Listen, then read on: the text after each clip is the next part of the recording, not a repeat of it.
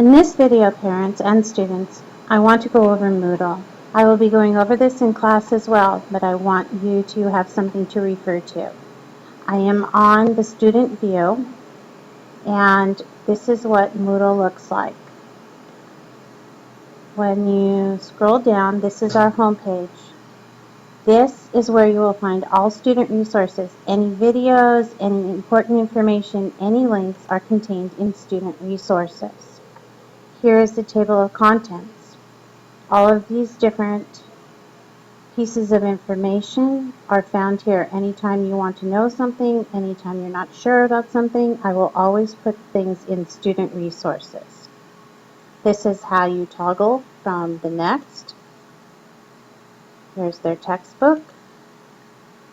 As you see, this goes down at the same time. Okay, I'm going to return to home page. Here is our Twitter account. I will also put our YouTube account on here as well. Here's parent resources. Parent resources, find parent information here. Here's an introduction, and it works the same way. Here are videos. Any video that I want you to have access to, I will be putting in here. Okay, let's return again. Now, your student, here's a news forum. When I send out information, this is where you can find it. Don't worry about this. This was just practice. Your student accesses, here's one place, upcoming events. This is where they access the current assignments, such as Chapter 1 lesson. Tells you when it opens, tells you when it closes. Student can go here to the calendar. This is the next place. Again, lesson opens, lesson closes. They can click here, and it will take them to the lesson, and the lesson will open. There's also a calendar here. You see this is July. We're now in August. This is the next place where access to their assignments. They put their cursor over it. Chapter 1 reading quiz opens. Needs respond to lockdown browser. This information will be contained in another video. Here's Chapter 1 lesson opens. Here's reading quiz opens. Chapter 1 lesson closes. So far we have 1, 2, let me go back,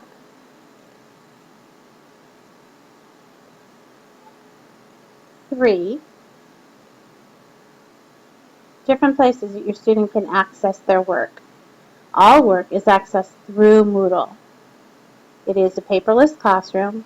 No activities are done through paper. If they are, then they are done in class only, and students who are absent are not held responsible for them. The reason for this is so that when your student is absent for whatever reason, there isn't any excuse not to do their work, because all work is accessible through Moodle 24 hours a day, 7 days a week, anywhere, even through their phone, if they have internet connection. All work is in the current topic.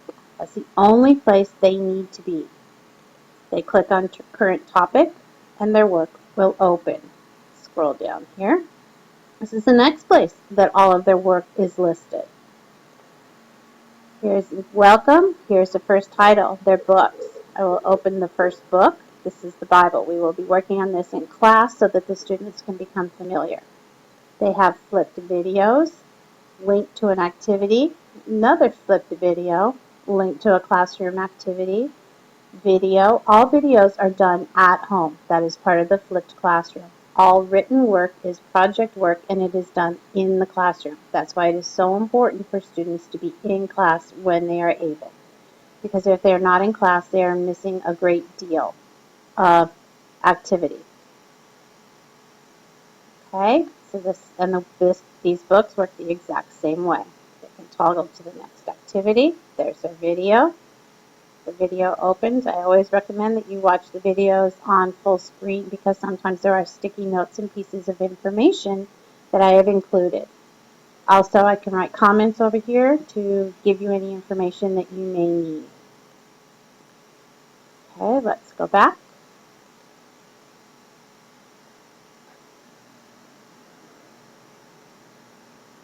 Let's see, let's open current topic again. Down here, the next thing is quizzes. I will be covering quizzes in the next video when we are talking about, you notice, requires lockdown browser. You notice that this is in gray. I will explain that when I talk about lockdown browser. All activities, all assignments are linked. If your student does not do the lesson that comes before this and complete it and if submit it through Moodle, this will not open and they cannot take the test. This is per recommendation of my freshman from last year because it causes you to do your work. You cannot go on to the next activity because each activity is linked to the activity before. So it is very important to do your work.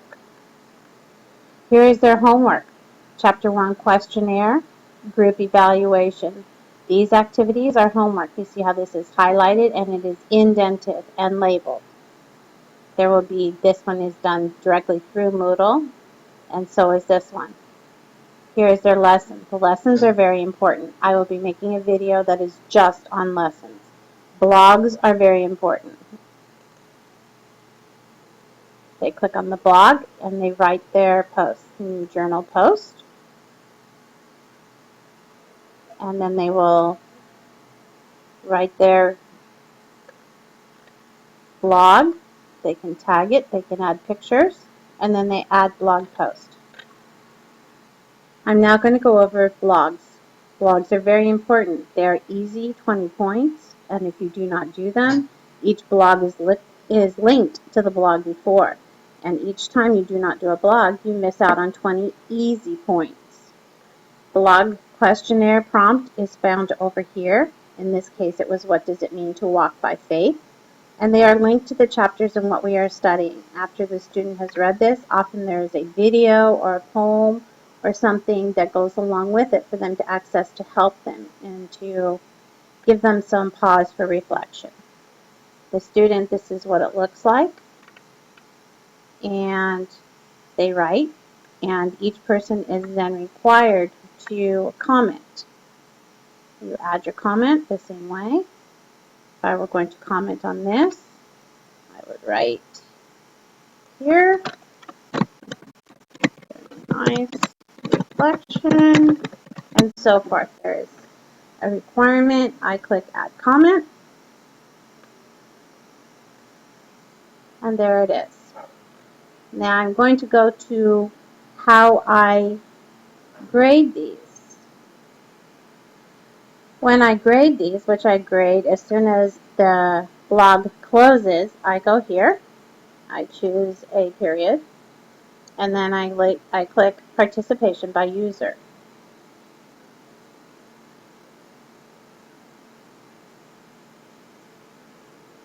As you can see, the student has given her post as well as her comment, so she received 20 points. I read each blog every time and every comment to make sure that it follows the rubric, to make sure that it is answering the prompt, as well as to guarantee against any bullying or any unkind comments by any other student. But if I see that there isn't anything such as here, I go to details. And I see that this student only made a comment. So I do not give her full credit. Also, if there isn't anything here, 0, 0, then the student receives a 0. And in this case, the student would not be able to go on to the next blog and would be missing this 20 points plus the next 20 points, which is now 40 points. So doing your blogs is very, very important as each one is linked to the next one. I'm now going to show you how I grade assignments. Assignments are submitted through Moodle. I click on the assignment and view and grade all submissions. I then again and choose the period I want. And then I look to see whether it has been submitted. Here you see Mrs. Reagan. Mrs. Reagan, she didn't do her work. So there's no submission, which in this case, 0. This is last year's activity. Did you also see it tells me how much it's overdue by 205 days and 9 hours. When something is on time, it tells me exactly it is graded. But it is also, if it is overdue, then it is graded accordingly with a 0. So there is no excuse not to do your work. Your daughter cannot say that they turned it in and I lost it. They cannot say that they don't know if they turned it in because it tells them immediately through Moodle whether their activity was submitted. When it is through turnitin.com, they receive a confirmation email immediately through turnitin.com to their Rosary email. So there isn't any question at any time whether your student turned their work in or not. All you need to do is access their Moodle and it will tell you, and it tells me. And it also tells me how late it is. The final piece of information that I want you to have is our daily news. This is our student wiki. This is updated by period daily. So if I see period 1, 2, and 3, then period 1, 2, and 3 will update the wiki. This wiki contains exactly what we did at the close of each class. We come together and we write on the wiki and we report exactly what happened in class. Again, so there isn't any reason for your student not to know exactly what went on. If there's any recorded lectures or any recorded information, I videotape it during class and I upload it to Moodle by the end of the day so they can access exactly what occurred in class. So there isn't any reason for them not to feel a part of us because we miss them very, very much when they're not with us. And this way they are able to feel they are part of us, they are with us. Oftentimes these lectures are very long since it is a class time, but at least it's there and they can listen to it and see what it is they missed.